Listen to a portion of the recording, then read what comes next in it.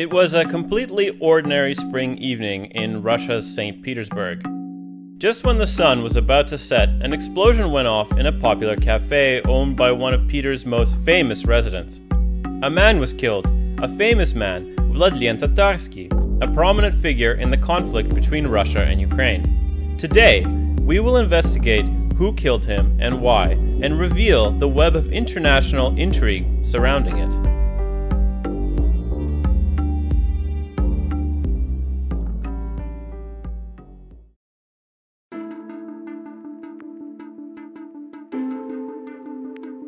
On the evening of April 2nd, 2023, within spitting distance of St. Petersburg's Blagoveshchensky Bridge, a cafe called Patriot, formerly known as Street Food Bar No. 1, was closed because it was hosting a special event. The cafe belonged to the infamous boss of Wagner, Yevgeny Prigozhin. The event, called Mill Blogger is a Profession, headlined by one Vladlen Tatarsky, was a meetup for voyenkori, or mill bloggers in English. As the name might imply, mill bloggers are military bloggers and put out content that many rely on for their updates from the front. Many are on the front lines, and others have many connections within the armed forces. Overwhelmingly, they tend to be pro-war and range from more professional reporting and analysis of events to putting out highly one-sided, low-effort propaganda. Very often, both tendencies coexist on the same channel, as was the case with Vladlen Tatarsky. The following video from the event shows the final moments of Vladlen Tatarsky's life.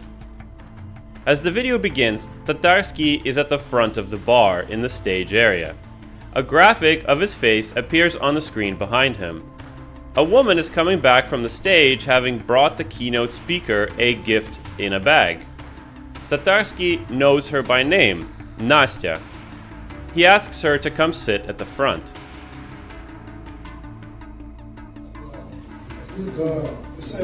Настя, иди сюда садись.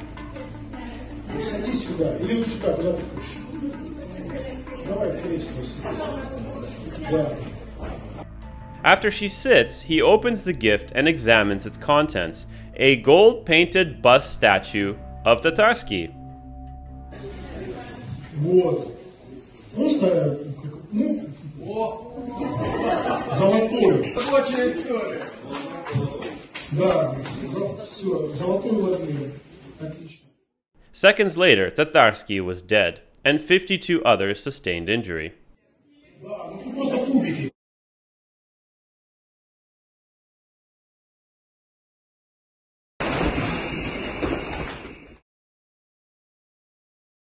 What exactly happened here?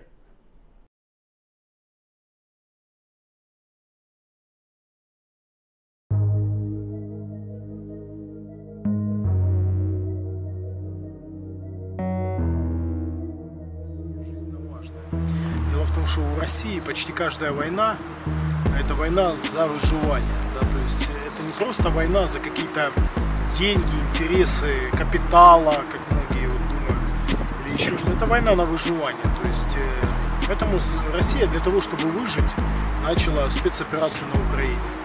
Украина стала плацдармом антирусской всей движухи, причем Украина сама большей части русскоязычная, поэтому то, что Украина стала антирусской, это нацелено, в принципе, на подрыв всей Российской Федерации.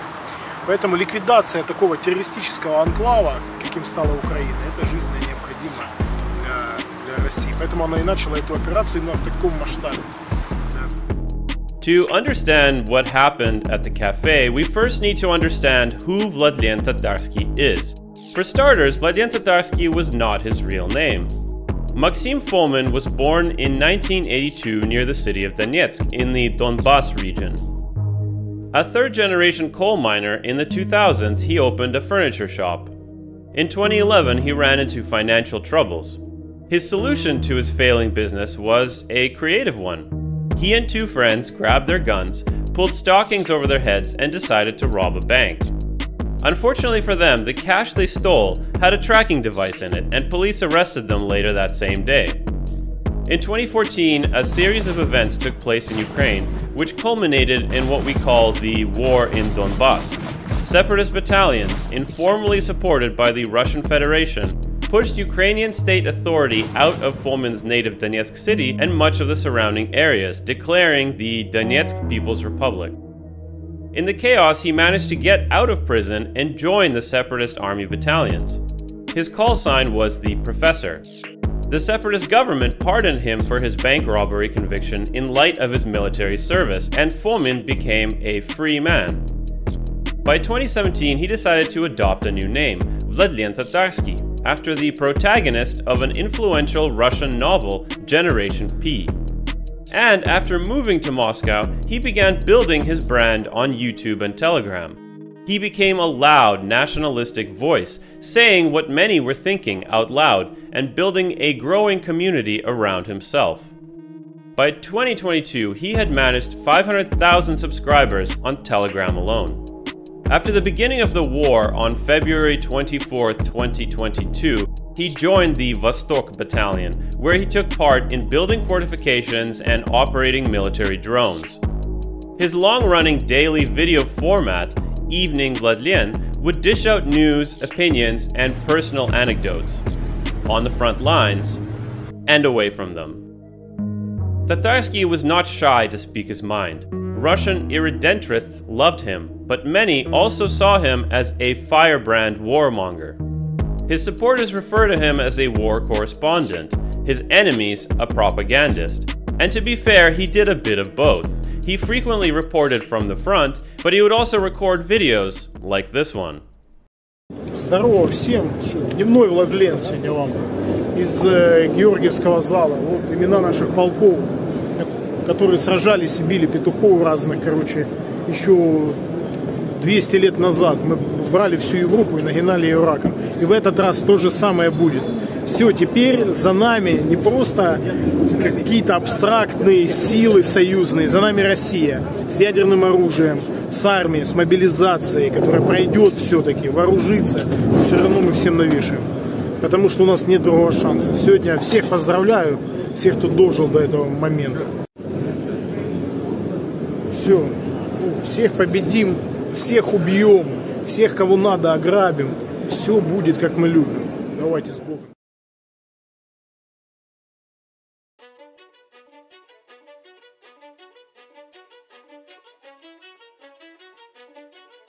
A man like Tatarsky, understandably, he makes enemies. Early on, it was fairly obvious to everyone, including the witnesses who were in the room, that Nastya and her statue were the culprits. Я находился внутри, не в эпицентре. Ему якобы его поклонница, уважающая якобы его творчество, подарила ему подарок, статуэтку. По моему мнению и по мнению других людей, возможно, там было взрывчатое устройство, оно, собственно, взорвалось. Была встреча с моим блогером Владленом Татарским. Собственно говоря, его и убивали этим терактом, да. Было. Эта девочка принесла этот бюст, подарила, собственно говоря, она первая слиняла после взрыва. One witness recalls how Tatarsky's security detail didn't want to let through her statue because it could be a bomb, but the man himself waved it through. А сейчас я вам скульптуру принесла подарить. Он говорит, да, ну несите ее. Она говорит, а мне сказали еще на входе, что а вдруг это бомба, вот, и я там ее оставила. Вот, он говорит, посмеялись тут все. Ну и так я скажу, да, идите. Она пришла, принесла эту коробочку. Investigators quickly learned that Nastya was not her real name.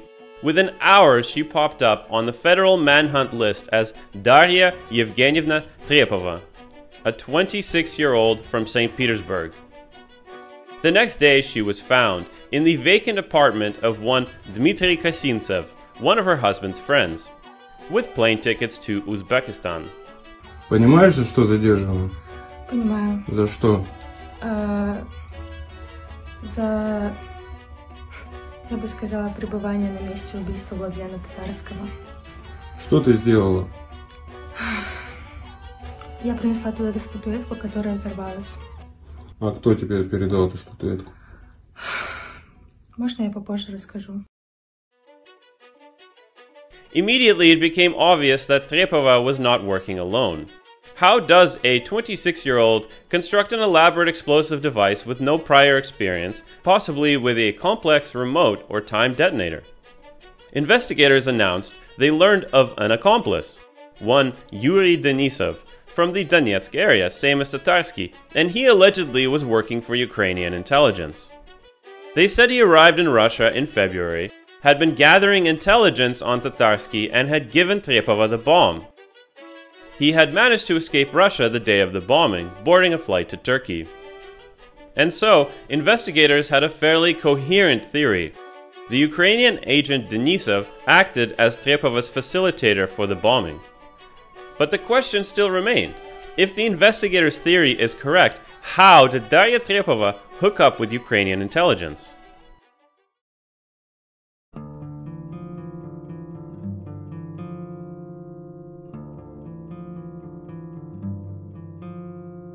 Trepova was born in St. Petersburg in 1997. She attended university there. Eventually, she quit and met a man named Dmitry Rylov, member of the Right Libertarian Party of Russia, and they got married. She worked in a vintage clothing shop. On the 20th of February 2022, when Russia began their incursion into Ukraine, both Trepova and her husband Rylov, along with thousands of other people across Russia, got involved with the anti-war protest movement.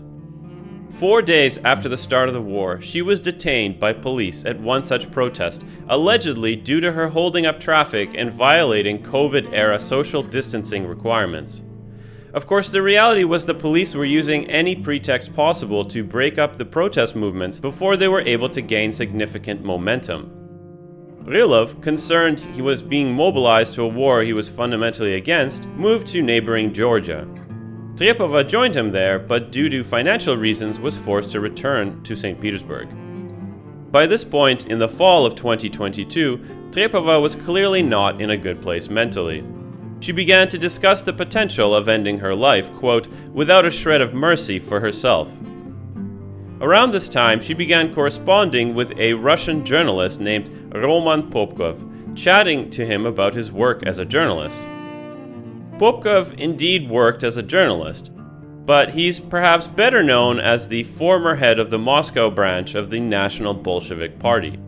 The NBP, or as they're known colloquially, Natsbols, is a pretty big topic in and of itself.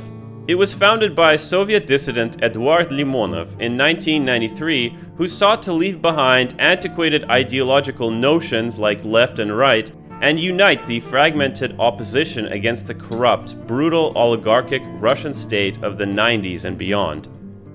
What resulted was a loose coalition of provocateurs, artists, and anti-establishment people of all stripes, ones who were prepared for direct action. However rosy this vision sounded, they draped themselves in thinly veiled symbology of Nazi Germany, though they denied any associations with Nazism or fascism. One of its founding members was Alexander Dugin, a Russian philosopher who today finds himself at home with Putin's establishment and at odds with their former comrades like Popkov. Here is Dugin at a press conference with Limonov, differentiating the concept of National Socialism from Nazism.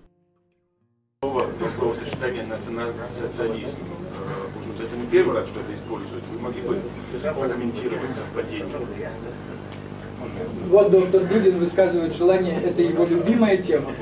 Есть такой писатель, который и очень известный французский интеллектуал Жан-Франсуа Кан, видитель, которому никто не может припнуть там какие-то симпатии форнацистских, тем более еврей. И он написал однажды замечательную фразу, которая, на мой взгляд, я считаю, что просто вот должна быть выбита на мраморе, о том, что все ужасы, совершенные другой страной, его Россией и концлагерями и другими чудовищной кровопролитной войной с Россией и другими, вот как бы сказать, эксцессами, если бы Гитлеру удалось навеки дискредитировать благодаря этому концепцию национального социализма, пишет Жан-Франсуа Кан, он одержал бы настоящую посмертную победу. In 2006, Popkov was detained for brawling, and he was sentenced to several years in prison for hooliganism with the use of improvised weapons. It's Popkov that, according to Russian investigators, began grooming Trepova to become an asset for Ukrainian intelligence. It's important to note Popkov himself has denied any involvement. He was, however, let go from his job at Polish-Russian language outlet Vot Tak, after Russian investigators accused him of being involved in the Tatarsky plot. Дашу Трепову я знаю по социальным сетям. Я с ней общался благодаря социальным сетям. Она моя подписчица в Твиттере, в Телеграм-канале. Я тоже ее подписчик. Мы с ней общались исключительно о журналистских делах, которые ее интересуют. И, разумеется, никаких приказов убивать Татарского, никаких знакомств с украинской разведкой, ничего этого не было. Это просто вот очередная чекистская ложь. Операции по уничтожению этого чудовища не командовал никаким образом. Мне это трудно делать уже хотя бы потому, что у меня в России до сих пор находится семья, мать и младший брат. К ним сейчас, наверное, уже ломится спецназ, я подозреваю. The stated reason he was let go was allegedly because journalists they employed cannot be tied to political entities, and he was associated with an organization called Congress of People's Deputies, run by one Ilya Ponomaryov. More on him later. According to Russian investigators, Popkov had offered to teach her about how to be a journalist. And to do this, he allegedly began sending her on missions to go undercover into pro-war spaces in Russia to gather information. And to do so, she would need to mask her anti-war opinions and go over to the side of Zed. Trepova's Nastya pro-war persona began to emerge. The first step was apparently to get her a platform, something to get her some mil-blogger respect. Around this time, a Telegram channel called Mohiask1, with a subscriber count of about 7,300, was listed for sale. It mostly posted images, song clips, and quotes around the aesthetics of young love. All this was about to change. I spoke with the seller of the channel, and they confirmed to me that Trepova bought it. In December 2022, she changed its name to Oskolki Svyatych Chudes, Shards of Sacred Miracles, and began focusing on art history. The first post Trepova made in her new channel was a quote from Fyodor Dostoevsky. "Suffering and pain are always necessary for a wider understanding and a deep heart. The truly great people of this world, I believe, must experience great sadness." She followed this up with a post that would define the channel from that moment on. Lately, I've been thinking a lot about our boys in the trenches. Winter, cold, shooting, but they defend us no matter what. One day we will go to the ball together again. This I believe. Of course, subscribers quickly began leaving the channel as they realized the content being posted was not the niche they had previously enjoyed, but enough stuck around to give Nastya legitimacy as a Telegram channel admin. In his denial of having anything to do with the bombing, Popkov stated that he was subscribed to this Telegram channel, but it's unclear what interest a man like him would have in her small-time pro-war art history channel given his vehement anti-Zed politics. Unless he was aware that the channel was just a part of her cover identity, that is. In March 2023, she began coming around the Listva magazine and bookstore in Moscow. Listva publishes and sells mostly nationalistic pro-war products and is a known hangout for Zed-aligned patriots. In the words of Listva employees, she would come in, socialize with people at the store, browse books written by her future target, Vladlen Tatarsky, and brag about her patriotic Telegram channel. She offered to design Zed postcards for Listva to sell, with proceeds to go to the magazine's charity organization. After initially refusing her, they eventually agreed. Nastya bragged in her Telegram channel in a now-deleted post about how her work was featured at the well-known bookstore. Nastya also began showing up to events where Tatarsky was speaking in several cities. It's at one of these events that it's presumed she chatted him up. She told her friends that soon she will be moving away from Russia. She registered a self-proprietorship business to do with online sales, and some of her friends began noticing that her financial situation seemed to be improving. Perhaps she was looking forward to the end of Nastya, or maybe she enjoyed it. After the bombing, Trepova's husband made a statement in support of his wife. "I believe that my wife was set up. I'm absolutely sure she would never be capable of something like this on her own.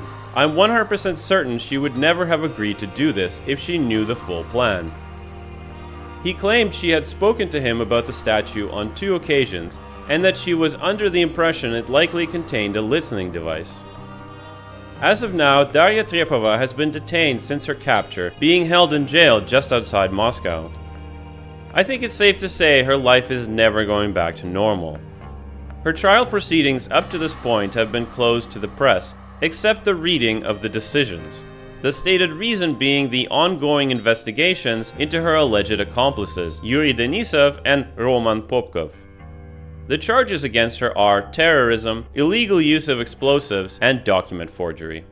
Several prominent people and organizations, including the blocked in Russia journal Doxa and Pussy Riot member Maria Alyokhina, have organized fundraisers to support Trepova. At the beginning of one of her court hearings, she was quoted as saying, "I regret what happened and wish all victims a speedy recovery."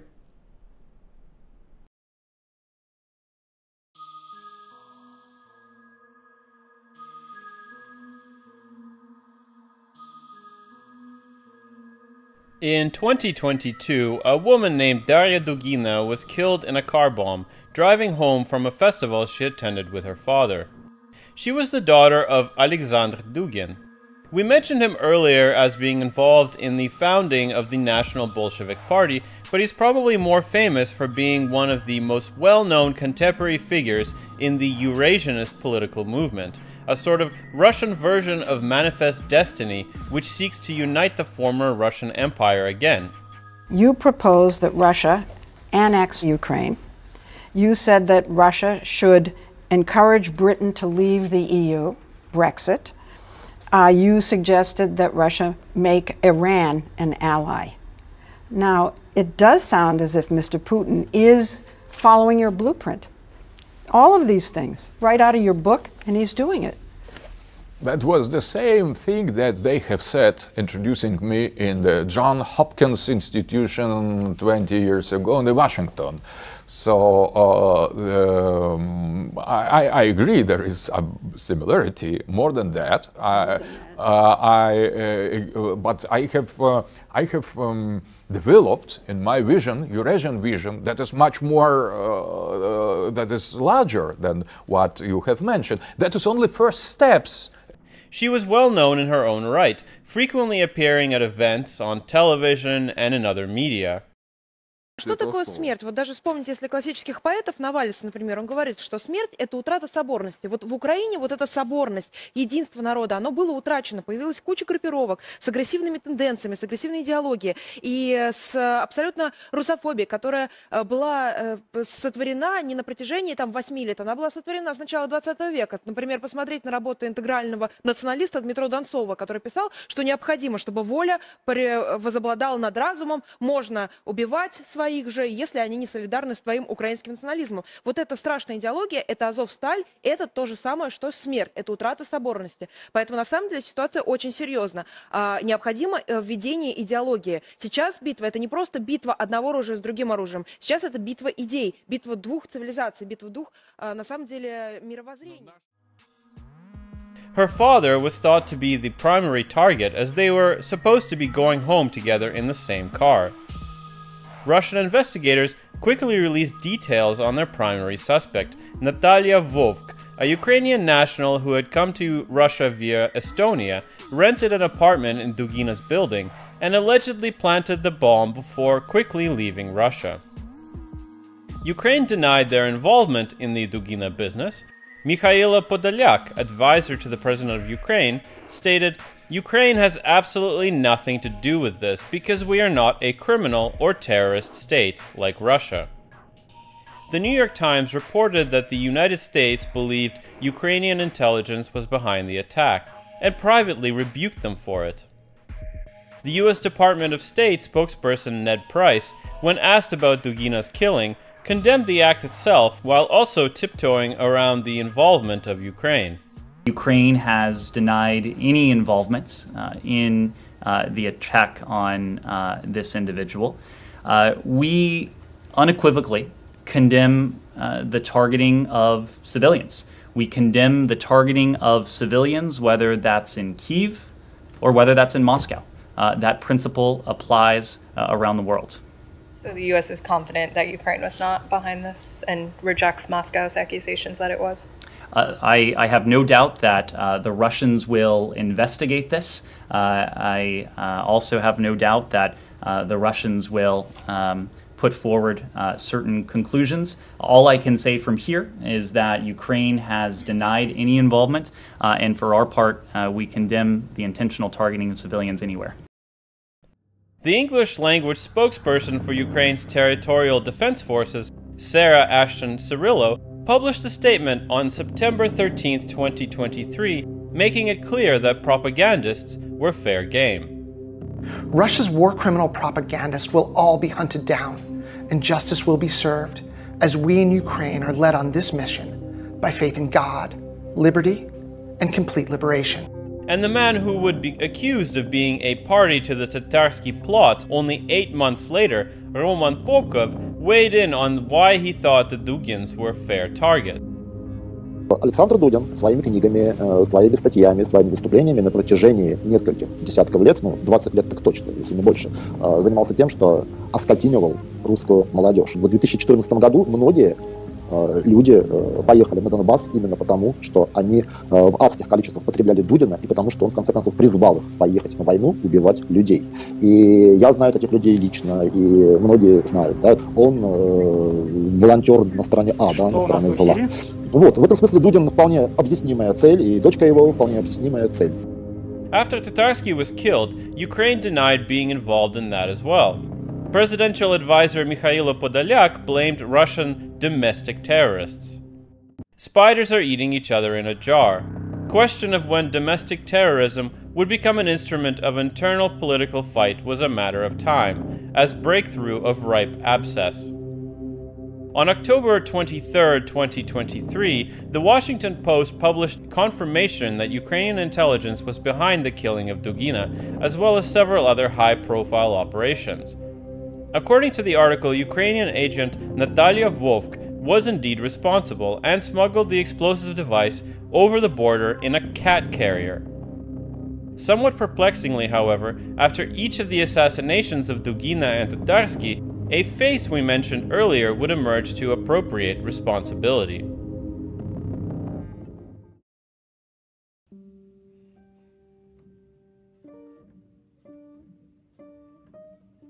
Для меня она по-любому герой, потому что в то время, когда многие сидели на диване, она ходила на все эти акции. Почему ее, собственно, взяли? Потому что ее задерживали на самых разнообразных акциях. И Навальный, когда призывал выходить на акции, и Немцов, когда призывал выходить на акции, и Болотные, когда были акции. Она как раз выходила, она действовала, она показывала о том, что она не боится, и ее за это задерживают. Ilya Ponomaryov was a member of Russia's parliament, the Duma, until 2016. He became famous in Russia, Ukraine, and all over the world as being the only parliamentarian to vote against the Crimea annexation in 2014. The vote was 445-1. Investigators accused him of embezzling funds from Skolkovo Technology Center initiative. Ponomaryov denied this, calling the embezzlement case against him politically motivated. In 2016, he was impeached for not showing up to do his parliamentary work, the first ever case of an impeachment in Russia for this reason. Ponomaryov took up residence in Kiev in exile since 2016, eventually accepting citizenship in 2019. Since the murder of another former Russian parliamentarian in Kiev in 2017, Denis Varenenkov, Ponomaryov has lived under the protection of Ukrainian security services. After the beginning of the Russian invasion in 2022, he joined Ukraine's Territorial Defense Forces, the reserves. However, he doesn't appear to be anywhere near the front lines, as in June 2023 he attended a meeting of the Congress of People's Deputies, a sort of opposition in exile shadow parliament that seeks to take a leading role in a post-Putin Russia. The very organization Roman Popkov cited by his former employer Vladlen as the reason for them firing him. Before and after, Popkov appeared many times on Ilya Ponomaryov's media channels, such as his show, February Morning.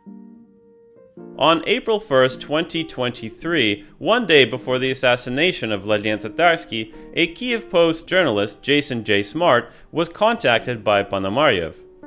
Ponomaryov told the journalist that, quote, before Monday night, there would be another 200 to eliminate a Putinist enemy, 200 being a slang for a corpse. But he did not claim it for himself or in the name of Ukraine. He said it was the work of the National Republican Army. He was not a member of the group, he said, but they trusted him to deliver press releases from them. Ponomaryov had previously also claimed the bombing of Dugina on behalf of the NRA.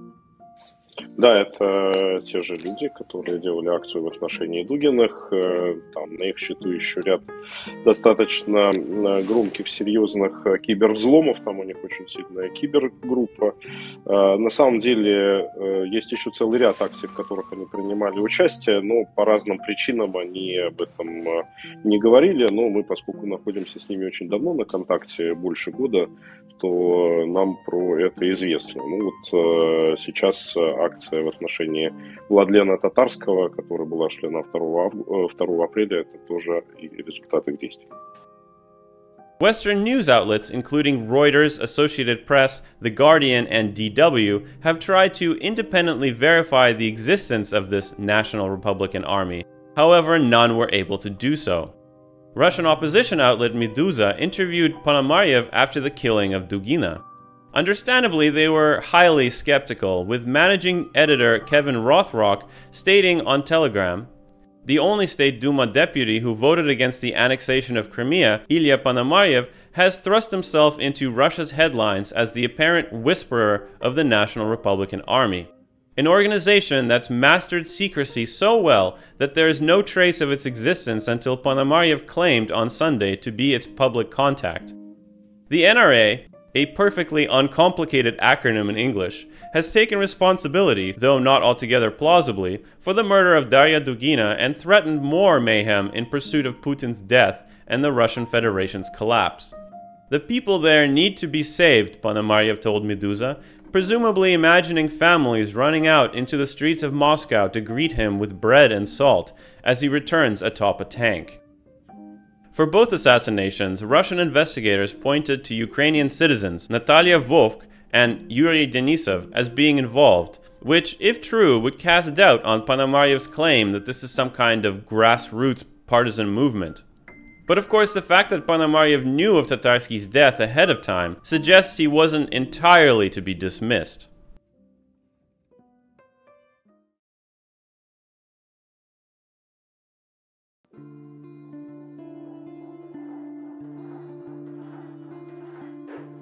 I don't think it's empty speculation at this point to say that Ukraine had Vladlen Tatarsky killed. In that same Washington Post piece talking about Ukrainian intelligence work, it is stated that Ukrainian President Zelensky gives clearance for every one of these types of operations. This would be consistent with the revelations from the Discord leaks, which Washington Post reported on in May of 2023, where Zelensky's bold and aggressive instincts were touched on, including operations inside Russian territory, which he publicly denies approving. Ukraine has every right to protect itself, and we are doing it. Ukraine did not occupy anyone, but vice versa. When so many people have died, and there have been mass graves, and our people have been tortured, I am sure that we have to use any tricks, he said in an interview. I also don't think Darya Trepova knew she was bringing Tatarsky death. In a previous Ukrainian operation to blow up the Kerch bridge, a truck had carried the bomb. Ukrainian intelligence director Vasyl Malyuk stated that the truck driver was an ordinary smuggler and did not know what he was hauling, and that Ukrainian intelligence went to great lengths to keep all the minor accomplices in the dark about the true nature of the cargo. I doubt a sophisticated Ukrainian intelligence operation would endanger the assassination plot and the valuable operatives by informing Trepova that she was about to murder someone, especially since there was every reason to think she might have second thoughts. In the published video after her capture, she has trouble associating herself with the bombing, telling the camera that the reason she was being detained was because she was present at the event and brought the statue. Maybe she was only trying to be careful not to incriminate herself, but I just don't think she had fully processed that she just killed a man. I think Ilya Ponomaryov's claim that the National Republican Army did Tatarsky or Dugina is pure fiction.